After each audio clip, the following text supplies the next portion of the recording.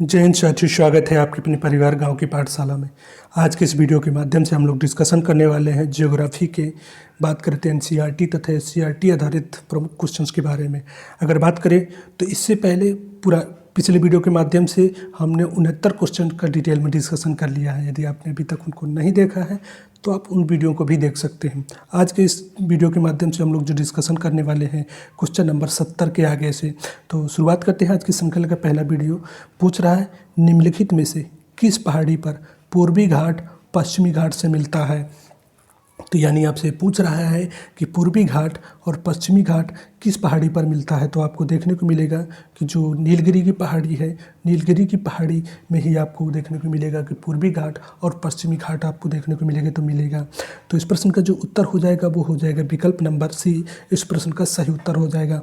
अब बात करते हैं कुछ बेसिक जानकारी। ये बात क्योंकि आप पिछले वीडियो के डिस्कशन हमारे देखे होंगे कि हम किस लेवल के डिस्कशन कराते हैं। जैसे कि पहाड़ी से संबंधित आया है तो जितने भी राज्यों से संबंधित पहाड़ियाँ हैं, पहाड़ियों की सर्वाधिक ऊंची चोटियाँ हैं, या बात करें उनकी ऊंचाई कितनी है, तो इन ऐसे क्वेश्चन जो कि एग्जामों में देखने को मिलते हैं तो हम एक ही जगह सब डिस्कशन कर लेते हैं। आप कोशिश कीजिए कि ईमानदारी के साथ सारे नोट्स बनाइएगा और उस नोट्स को 102 बार रिवीजन कर लीजिएगा। तो शुरुआत करते हैं कुछ बेसिक जानकारी सर। तो जैसे कि आपसे पूछता है सबसे पहला क्वेश्चन कि भारत के कुल क्षेत्रफल में से कितने प्रतिशत क्षेत्रफल पर पर्वत पाए जाते हैं। तो अगर बात करें पर्वत की बात करें तो आपको 10 यानी पर्वतों की बात करें तो जो कि पाए जाते हैं 10.7% भाग पर पाए जाते हैं। कितने प्रतिशत? तो 10। पठारों की बात करें तो पठार कितने प्रतिशत भूभाग पर पाए जाते हैं। तो आपसे पूछता है तो 27.7% भूभाग पर पाए जाते हैं। वहीं आपसे पूछता है कि कितने प्रतिशत भूभाग पर आपको देखने को मिलता है कि मैदान है। तो मैदान कितने प्रतिशत भूभाग पर है? तो 43% भूभाग पर, 43% भूभाग पर आपको मैदान देखने को मिलता है। वहीं आपसे पूछता है कि कितने प्रतिशत भाग पर पहाड़ पाए जाते हैं। तो पहाड़ जो कि 18 अगर बात करें तो 18.6% भूभाग पर पाए जाते हैं। तो कुल क्षेत्रफल पर पर्वत 10.7% भूभाग पर, पठार 27.7% भूभाग पर, अगर बात करें मैदान तो 43% भूभाग पर, पहाड़ों की बात करें तो 18.6% भूभाग पर। बात करके ऐसे क्वेश्चन कहाँ पूछता है। तो अगर ऐसे क्वेश्चन आप देखेंगे बीपीएससी TRE 2 में यहाँ से क्वेश्चन था, यूपी PCS में यहाँ से क्वेश्चन था, यूपी पेट में यहाँ से क्वेश्चन था, साथ ही साथ बिहार SI के एग्जामों में भी यहाँ से क्वेश्चन आपको देखने को मिलते हैं। तो ये कुछ रही बेसिक जानकारी। अब हम लोग की नैतिक जिम्मेदारी बनती है तो जैसे कि हम मैप एक ड्रॉ करते हैं वर्ड, यानी कि अगर बात करें तो भारत का मैप कोशिश कीजिएगा कि आप भी लोग मैप बना लीजिएगा। तो इससे क्या होगा कि आप जब भी मैप के माध्यम से देखेंगे तो मैप के माध्यम से क्या होता है कि कई बार चीज़ें हैं कि हमें एकदम से याद हो जाती हैं कि कौन सी पहाड़ी किस राज्य में स्थित है, क्योंकि ऐसे क्वेश्चन भी आपको एग्जामों में देखने को मिलेंगे। तो एक ये समझिए कि एक ड्रॉ कर लीजिएगा। आप अपने हिसाब से बेहतर भी बना सकते हैं, लेकिन एक मोटा समझने के लिए हम इस चीज़ को ग्राफ आपको बना के बता रहे हैं। तो जैसे सबसे उत्तरी राज्य कौन सा? जम्मू कश्मीर। जम्मू कश्मीर में कौन कौन सी पहाड़ियाँ पाई जाती हैं? तो आपको देखने को मिलेगी काराकोरम पर्वत, काराकोरम पर्वत। अगर बात करें तो आपको लद्दाख। अगर बात करें तो जास्कर, पीर पंजाल, ये कुछ प्रमुख पर्वत जो कि जम्मू कश्मीर में पाए जाते हैं। तो पर्वतों की हमने बात की थी कितने % भूभाग पर? तो 10.7% भूभाग पर। कौन कौन से हैं? काराकोरम, लद्दाख, जास्कर, पीर पंजाल। आपसे क्वेश्चन जो यहाँ से पूछता है तो क्वेश्चन क्या पूछता है आप लोग नोट कर लीजिए कि काराकोरम पर्वत की सर्वाधिक ऊंची चोटी कौन सी है। तो आपसे यही पूछता है। तो K2 गार्डबिन कहें, गार्डबिन, या फिर ऑस्टिन गार्डबिन कहें तो काराकोरम पर्वत की सर्वाधिक ऊंची चोटी है। साथ ही साथ भारत की सर्वाधिक ऊंची चोटी है तो कौन सी है? तो K2 गार्डबिन, ऑस्टिन। विश्व की सर्वाधिक ऊंची चोटी पूछे तो माउंट एवरेस्ट हो जाएगी। अब बात करते हैं कुछ नीचे के राज्यों की, जैसे कि उत्तराखंड राज्य में कौन सी जो कि आपको देखने को मिलेगी पर्वत देखने को मिले तो शिवालिक श्रेणी, शिवालिक पर्वत देखने को मिलेगा। साथ ही साथ कामेट पर्वत। और बात करें तो जैसे कि आपको देखने को मिलेगा कि धौलाधार, ये कहाँ मिलेंगे? तो उत्तराखंड राज्य में देखने को धौलाधार शिवालिक पर्वत, ये कहाँ मिलेंगे? तो उत्तराखंड राज्य में मिलेंगे। सिक्किम की बात करें, सिक्किम में कौन कौन सी है? क्योंकि यहाँ से भी क्वेश्चन आपको देखने को मिलेगा। तो सिक्किम में आपको देखने को मिलेगा कि कंचनजंगा पर्वत, कंचनजंगा, क्योंकि ये हम अभी क्या कर रहे हैं, सभी पर्वतों को डिस्कशन कर रहे हैं। तो पर्वत कौन कौन से हैं, तो कंचनजंगा। तो ये भी पूछता है कि भारत की, स्वतंत्र भारत की सर्वाधिक ऊंची चोटी कौन सी है, तो कंचनजंगा हो जाएगा, क्योंकि केटू गार्ड में कई बार क्या होता है कि पीओके में पाई जाती है। तो कभी कभी यही इस चीज़ पूछ लेता है, तो कंचनजंगा भारत की सर्वाधिक ऊंची चोटी हो जाएगी। इस संदर्भ में आप इस चीज़ को पकड़ पाइएगा। अब हम लोग क्या करते हैं कि 1 बाय 1, जैसे अरुणाचल प्रदेश राज्य है, अरुणाचल प्रदेश राज्य है, तो अरुणाचल प्रदेश की कौन कौन सी पर्वत, ये पहाड़ियाँ पाई जाती हैं। तो आप इन चीज़ों को एक ही जगह कोशिश कीजिएगा फ्रेंड्स कि नोट्स ज़रूर बनाइएगा, एक ही जगह नोट कर लीजिएगा। तो हम बता दें तो कांगटो, साथ ही साथ डाफला, और बात करें तो मीरी, और बात करें तो मिसमी। ये कुछ प्रमुख जो कि पहाड़ियाँ पाई जाती हैं, कहाँ पाई जाती हैं, तो ये पाई जाती हैं जो कि अरुणाचल प्रदेश में, कांगटो, डाफला, मिरी, मिसमी, पटकाई बूम भी जो कि कहाँ पाई जाती है, तो अरुणाचल प्रदेश राज्य में जाती है। फ्रेंड्स कोशिश कीजिएगा कि आप साथ ही साथ नोट्स बनाते जाइएगा। तो जैसे कि हमने अरुणाचल प्रदेश लिख दिया, तो कांगटो, डाफला, मिरी, मिसमी और पटकाई बूम, ये पहाड़ियाँ पाई जाती हैं। अगर बात करें जैसे कि उसके बगल में यानी नीचे अरुणाचल प्रदेश की एक असम राज्य पाया जाता है। असम राज्य में कौन कौन सी पहाड़ियाँ पाई जाती हैं, तो आपको देखने को मिलेगा मिकिर पहाड़ी, वहीं बात देखने को मिलेगा भुवन पहाड़ी। तो ये कहाँ पाई जाती है, तो आपको देखने को मिलेगा असम राज्य में। अगर बात करें मेघालय में, क्योंकि हम सभी राज्यों की एक ही जगह कोशिश कर रहे हैं कि सभी राज्यों की एक ही जगह सबको लिख दें, तो गारो, खासी, अगर बात करें खासी, साथ ही बात करें जयंतिया, ये कुछ बात करें तो साथ ही साथ अगर बात करें तो नोकरेक, गारो, खासी, जयंतिया, नोकरेक पहाड़ियाँ किस राज्य में स्थित है, आपसे क्वेश्चन पूछता है। तो अगर बात करें तो मेघालय राज्य में स्थित है। वहीं ये बात करें जैसे कि मेघालय से नीचे आते हैं तो त्रिपुरा राज्य में कौन कौन से है, तो त्रिपुरी पहाड़ी पाई जाती है, त्रिपुरी पहाड़ी पाई जाती है किस राज्य में, तो आपको त्रिपुरा राज्य में देखने को मिलेगा। बात करें मिजोरम की, तो मिजोरम राज्य में कौन सी है, तो यहाँ से भी आपको कई बार एग्जामों में देखने को मिलेगा। तो मिजोरम में जो कि आपको देखने को मिलेगा लुसाई पहाड़ी किस राज्य में, तो मिजोरम राज्य में स्थित है। अगर बात करें कि जैसे कि और एक पूछता है कि मिजोरम में कौन सी पहाड़ी पाई जाती है, तो नीला पर्वत कहाँ पाई जाती है, तो लिसाई और नीला पर्वत ये मिजोरम राज्य में स्थित है। अगर बात करें मणिपुरी राज्य में, अब हम लोग बात करते हैं मणिपुर राज्य में कौन सा पहाड़ी पाई जाती है, तो मणिपुर राज्य में आपको देखने को मिलेगा कि जो कि मणिपुर राज्य में देखने को मिलेगा कौन सी, तो लेमाटोल, मणिपुर राज्य में लेमाटोल पहाड़ी आपको किस राज्य में देखने को मिलेगी, तो मणिपुर राज्य में लेमाटोल पहाड़ी। वहीं अगर बात करें हम लोग की नागालैंड में कौन सी पहाड़ी पाई जाती है, तो आप देखेंगे कि नागा पहाड़ी पाई जाती है।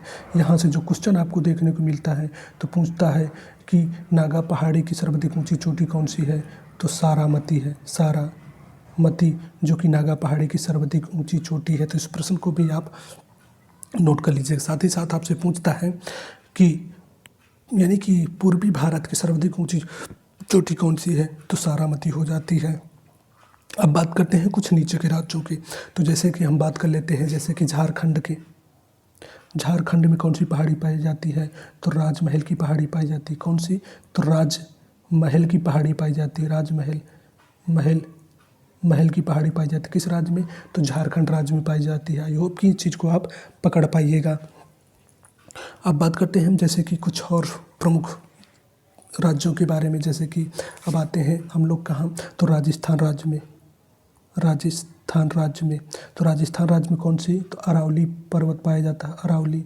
इससे संबंधित कई बार क्वेश्चन आपको देखने को मिलेंगे। जैसे पूछता है विश्व की सर्वाधिक ओल्डेस्ट माउंटेन रेंज कौन सी है, तो अरावली पहाड़ी। वहीं इसकी सर्वाधिक ऊंची चोटी कौन सी है, तो गुरु शिखर है। अगर बात करें ऊंचाई कितनी है, तो 1700 22 मीटर जो कि इसकी ऊंचाई देखने को मिलेगी। वहीं पूछता है महाराष्ट्र राज्य में, तो महाराष्ट्र राज्य में आपको देखने को मिलेगी कि सतपुड़ा रेंज आपको देखने को मिलेगी। सतपुड़ा रेंज कहें या फिर सतपुड़ा पहाड़ी कहें, तो ये कहाँ इसकी सर्वाधिक ऊंची, तो धूपगढ़ी आपको देखने को मिलेगी। अगर बात करें धूपगढ़ी की ऊंचाई की कई बार पूछता है, तो 1350 मीटर आपको देखने को मिलेगी। तो इस प्रश्न का अगर बात करें तो आप देख सकते हैं कि इसका जो ऊंचाई की बात करें तो 1350 मीटर हो जाएगा। वहीं अगर बात करें तो अब आते हैं हम लोग, जैसे कि बात करें तो गुजरात राज्य में, गुजरात में तो कौन सी है, तो गिरी पहाड़ी पाई जाती है। अगर बात करते हैं, अब आते हैं प्रायद्वीपीय भारत कहें या फिर दक्षिणी भारत से संबंधित कुछ फैक्ट के बारे में, तो आपसे पूछता है कि पूर्वी भारत पश्चिम भारत की जो मिलती है तो कहाँ पे मिलती है, तो अगर बात करें तो नीलगिरी पहाड़ी पे मिलती है। तो नीलगिरी पर्वत की सर्वाधिक ऊंची चोटी पूछता है आपसे, तो कौन सी होगा, तो डोडा बेटा हो जाएगी, डोडा बेटा। इसकी ऊंचाई कई बार आपसे एग्जामों में पूछेगा। तो ऊंचाई की अगर बात करें तो आप देखेंगे कि 2637 मीटर आपको हो जाएगा। वहीं बात करता है आपसे, क्वेश्चन पूछता है कि दक्षिणी भारत की सर्वाधिक ऊंची चोटी कौन सी है। दक्षिणी भारत की अगर बात करें सर्वाधिक ऊंची चोटी कौन सी होगी, सर्वाधिक ऊंची चोटी तो कौन सी, अन्नामलाई पहाड़ी की, अन्नामलाई पहाड़ी की अनाईमुडी, यानी कि अनाईमुडी श्रृंखला जो कि सर्वाधिक ऊंची है। ऊंचाई की बात करें तो आपको देखने को मिलेगा कि 2696 मीटर आपको देखने को मिलेगी। एग्जामों में कई बार इस पूछता है कि दक्षिणी भारत की सर्वाधिक ऊंची चोटी कौन सी है, तो अनाईमुडी हो। ऊंचाई की बात करें तो 2696 मीटर हो जाएगी। वहीं पूछता है आपसे कि दक्षिणी भारत के सबसे दक्षिणी भारत में, यानी भारत के सबसे दक्षिणी भाग में कौन सी पहाड़ी पाई जाती है, तो कार्डमम की पहाड़ी कहे या इलायची की पहाड़ियाँ पाई जाती है। तो कुछ ऐसे क्वेश्चन भी आपको यहाँ से देखने को मिलेंगे। तो आई होप कि इन चीज़ों को आप पकड़ पाए होंगे सारे। अगर आप बात करते हैं कुछ और प्रमुख, जैसे कि आपको देखने को मिलेगा, आपसे पूछता है कि पश्चिमी घाट पहाड़ी को, जो कि 16 डिग्री उत्तरी अक्षांश रेखा जो कि पश्चिमी घाट को दो भागों में बांट के, तो ऊपरी भाग को क्या कहते हैं, उत्तरी सह्याद्री, साथ ही दक्षिणी भाग को जो कहते हैं हम लोग क्या कहते हैं, उत्तरी सह्याद्री हो गई, और दक्षिणी भाग को दक्षिणी सह्याद्री, यानी दक्षिणी सह्याद्री के नाम से जाना जाता है। तो इस चीज़ को भी यहाँ से जो क्वेश्चन पूछता है, तो उत्तरी सह्याद्री की चोटी, यानी उत्तरी सह्याद्री की, नॉर्थ सह्याद्री की जो चोटी पूछता है कि इसकी चोटी कौन सी है, तो इसकी चोटी हो जाती है कलसुबाई। इसकी सर्वाधिक ऊंची चोटी कौन सी हो जाती है, तो कलसुबाई हो जाती है। वहीं आपसे पूछता है यानी दक्षिणी सह्याद्री की, तो इसकी चोटी जब पूछता है तो इसकी चोटी आपको देखने को मिलेगी महाबलेश्वर पहाड़ी हो जाती है, महाबलेश्वर हो जाती है। तो इसकी ऊंचाइयाँ पूछता है, तो आप इन चीज़ों को लिख लीजिएगा। 1646 मीटर, अगर बात करें इसकी तो 1438 मीटर। ये चीज़ भी आपसे एग्जामों में पूछता है कि उत्तरी सह्याद्री की सर्वाधिक ऊंची चोटी कलसुबाई कितनी है, 1646 मीटर। दक्षिणी सह्याद्री की सर्वाधिक ऊंची चोटी महाबलेश्वर है, कितनी है, 1438 मीटर। अब यहाँ से जो क्वेश्चन पूछता है कि महाबलेश्वर, यानी आपसे जो क्वेश्चन पूछेगा कि महाबलेश्वर पहाड़ी से कौन सी नदी निकलती है, तो आप बताइएगा कि कृष्णा नदी निकलती है। या आपकी नैतिक जिम्मेदारी बनती है कि आप बताइएगा कि महाबलेश्वर पहाड़ी से कौन सी नदी निकलती है, तो आप लोग कमेंट के माध्यम से बताइएगा। अब हम लोग बात करते हैं, जैसे कि अब तमिलनाडु से संबंधित कुछ और प्रमुख पहाड़ियाँ जो कि आपको एग्जामों में देखने को मिलती हैं। तो जैसे आपको देखने की मिली जवाबी पहाड़ी, साथ ही साथ अगर बात करें तो पालनी की पहाड़ी, और बात करें तो सेवराय की पहाड़ी, पंचमलाई, और बात करें तो जैसे आपको देखने को मिलेगा सिरुमलाई, यानी कि जवाबी, पालनी, सेवराय, पंचमलाई, सिरुमलाई, ये कुछ प्रमुख पहाड़ियाँ जो कि कहाँ हैं, तमिलनाडु राज्य में स्थित है। तो आई होप कि जितने भी पहाड़ियों से संबंधित क्वेश्चन बनते हैं उन सभी को आप पकड़ पाइएगा। तो अब जैसे कि हम क्वेश्चन पे बात करते हैं, जैसे क्वेश्चन जो पूछा था हमसे कि क्या पूछा था, अब इस चीज़ से आप एक ही जगह आप ईमानदारी के साथ नोट्स ज़रूर बनाइएगा। इससे क्या होगा कि आपके पास एक बेहतर नोट्स हो जाएगा। साथ ही साथ आप जब भी रिवीजन करिएगा या जिस भी एग्ज़ाम में बैठिएगा, कोई भी क्वेश्चन अब पहाड़ियों से अगर संबंधित आएगा तो आप एकदम पकड़ पाइएगा। और आपसे अब गलती इस टॉपिक पर नहीं होगी, हम ऐसे आशा करते हैं। तो आई होप कि आप इन चीज़ों को नोट्स ज़रूर करेंगे।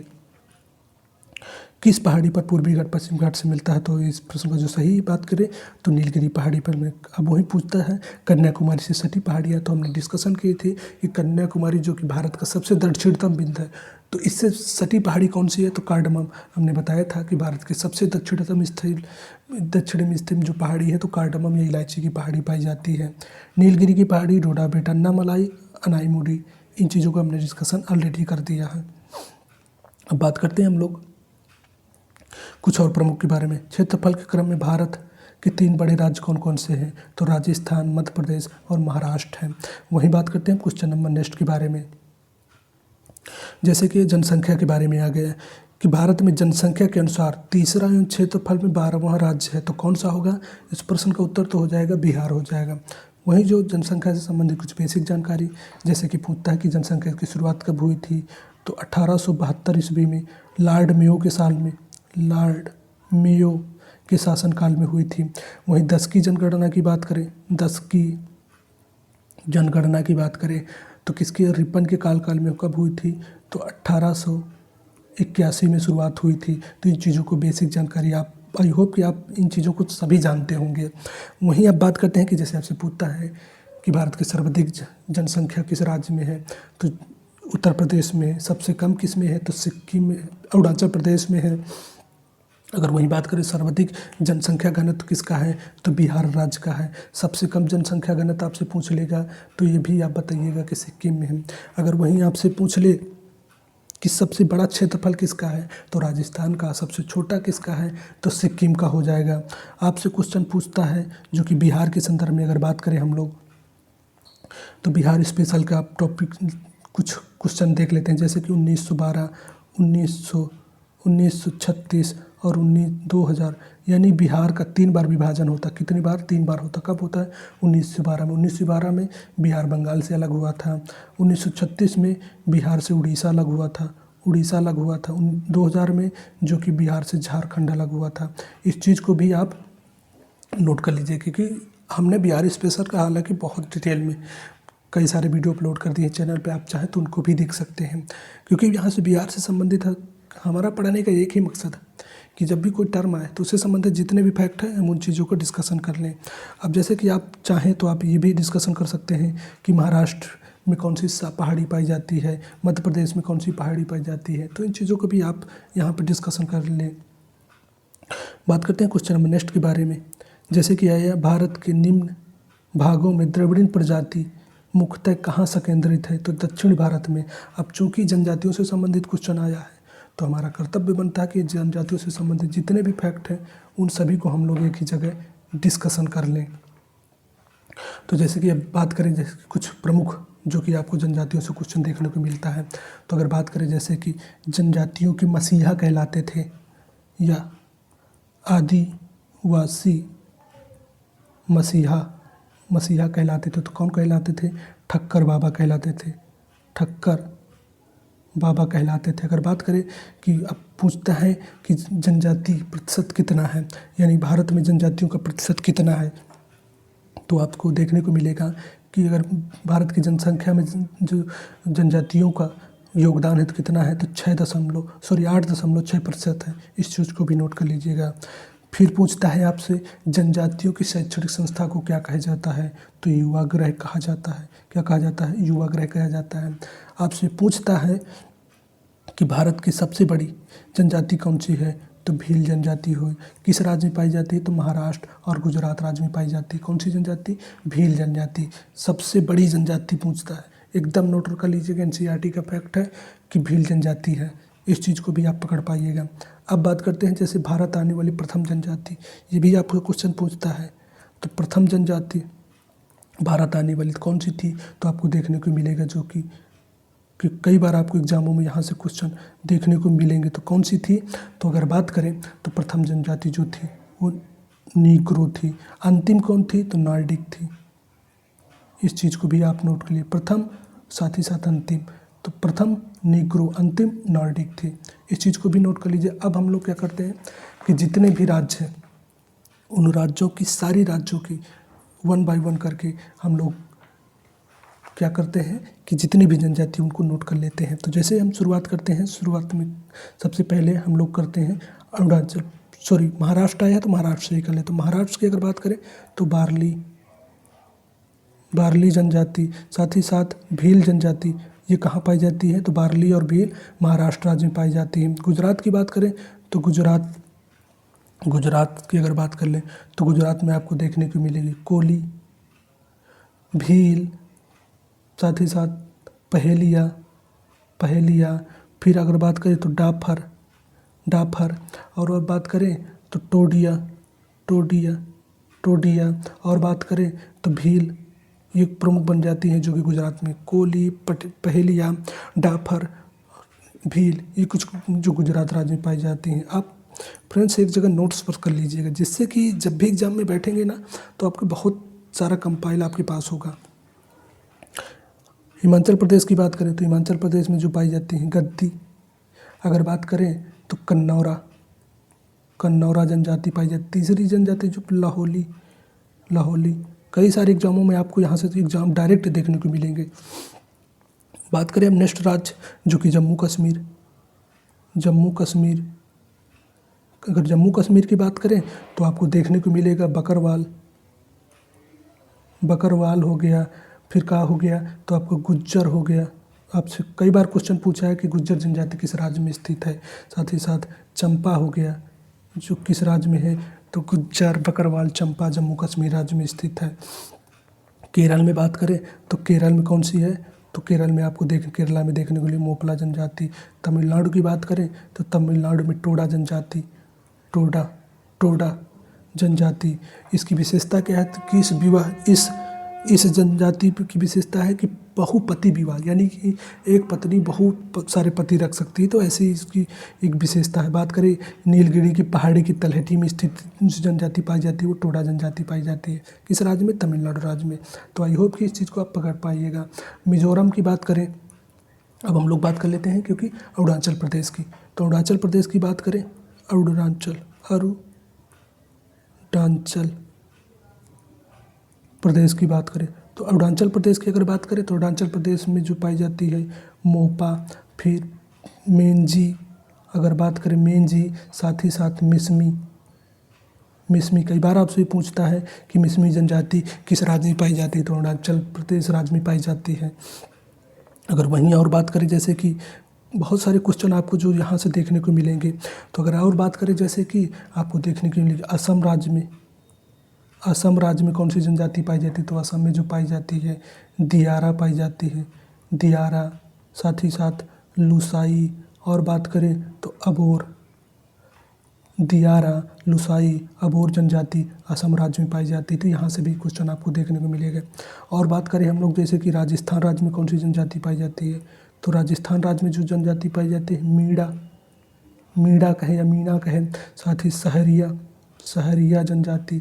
और बात करें तो गरसिया जनजाति जो कि आपको राजस्थान में मीणा, सहरिया और गरसिया जनजाति पाई जाती है। तो इस चीज़ को भी आप नोट कर लीजिएगा। अब हम लोग बात करते हैं जैसे सिक्किम राज्य में कौन सी, क्योंकि सारी राज्यों को एक ही जगह हम लोग डिस्कशन कर लें, यानी सिक्किम राज्य में कौन सी पाई जाती है। तो अगर सिक्किम की बात करें तो सिक्किम में जो पाई जाती है लोपचा जनजाति पाई जाती है। मणिपुर की बात करें तो मणिपुर में आपको देखने को मिलेगा कुकी जनजाति काफ़ी विवाद, कंट्रोवर्सी की वजह काफ़ी एक फेमस जनजाति है। बात करें मेघालय की तो गारो खासी जनजातियाँ पाई जाती हैं।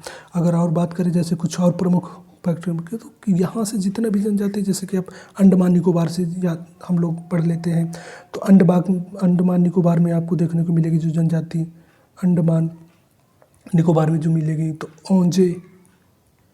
ओंजे जनजाति, साथ ही साथ जो कि जारवा, और बात करें तो जबकि जारवा, सेंट लीज और कौन सी मिलेगी तो जो कि सैम्पेन, ये कुछ प्रमुख जनजाति हैं जो कि अंडमान में। ओंजे, जारवा, सेंट लीज, सैम्पेन कहाँ की हैं तो अंडमान निकोबार द्वीप के समूह की जनजातियां हैं। तो इस चीज़ को आप एक जगह नोट कर लीजिएगा। तो आई होप कि यहाँ से संबंधी आप पकड़ पाइएगा। अब बात करते हैं क्वेश्चन नंबर नेक्स्ट के बारे में। भील जनजाति कहाँ पाई जाती है तो भील जनजाति हमने बताया था कि महाराष्ट्र राज्य में पाई जाती है। असम की हमने आपको बताया था कि अबोर, दियारा, लुसाई असम राज्य में पाई जाती है। झारखंड में हमने बताया था कि आप झारखंड को भी याद कर सकते हैं। तो इस तरह से आप इस चीज़ को पकड़ पाइएगा। तो भील जनजाति महाराष्ट्र में पाई जाती है। अब बात करते हैं क्वेश्चन नेक्स्ट के बारे में। तो निम्नलिखित में से किस जनजाति और राज्य की कौन सी जोड़ी सही नहीं है तो सही पूछ रहा है। तो भील गुजरात में पाई जाती है, महाराष्ट्र में पाई जाती है, ये चीज़ हमने पढ़ी थी। गद्दी हिमाचल प्रदेश में पाई जाती है। वहीं हमने जो डिस्कशन किया था तो हिमाचल प्रदेश में गद्दी, कनौरा, लाहौली जनजाति पाई जाती है। टोडा जो कि तमिलनाडु में पाई जाती है। किस राज्य में तमिलनाडु, बहुपति विवाह के लिए प्रसिद्ध है। तो इस वजह से इस प्रश्न का जो नहीं पूछा है तो विकल्प नंबर सी सही हो जाएगा। वही बात करें जैसे कि उत्तराखंड में, यानी कि उत्तराखंड और उत्तर प्रदेश में कौन सी जनजाति उत्तराखंड में तो आपको देखने को मिलेगी थारू जनजाति यानी तराई वाला जो क्षेत्र है तो थारू हो गई, शायद बुक्सा हो गई, और बात करें तो भूटिया, ये कुछ प्रमुख जनजाति हैं जो उत्तर प्रदेश तथा उत्तराखंड में पाई जाती हैं। तो इस चीज़ को भी आप कोशिश कीजिएगा कि नोट कर लीजिए कि फ्रेंड्स, क्योंकि आप अगर इसको नोट्स बना रहे होंगे, आप हमारे रेगुलर अगर व्यूअर्स होंगे यानी आप रेगुलर इस चैनल से जुड़े होंगे तो आप देखेंगे कि अब बहुत सारा जितना भी डिस्कशन है, हम लोग भले ही आपको लगता होगा कि हम 6-7 क्वेश्चन किए हैं, लेकिन आपको तो ये तो पता ही नहीं है कि कम से कम कई 100 क्वेश्चन आप कर चुके हैं। कितने सारे क्वेश्चन आप 7 क्वेश्चन के माध्यम से आप पकड़ चुके हैं। तो अब बात करते हैं जैसे क्वेश्चन नंबर नेक्स्ट के बारे में। तो अब जो कि क्वेश्चन क्या है कि नेक्स्ट जो कि है नदियों से संबंधित है। तो नदियों से संबंधित जो कि काफ़ी बड़ा टॉपिक हो जाएगा, उसको हम डिस्कशन करेंगे तो शायद 2 से 3 घंटा लग जाएगा। तो क्या करते हैं कि आज का डिस्कशन हम लोग यहीं तक रखते हैं। कल नए वीडियो के माध्यम से, नेक्स्ट वीडियो के माध्यम से हम जितना भी नदियाँ हैं, साथ ही साथ जितने भी अगर बात करें कि जितने भी एक प्रमुख नदियों के उत्पत्ति स्थान है उनसे संबंधित जितना भी फैक्ट है उसको हम नेक्स्ट वीडियो के माध्यम से डिस्कशन कर देंगे। तो आज की वीडियो में इतना ही डिस्कशन रख दें।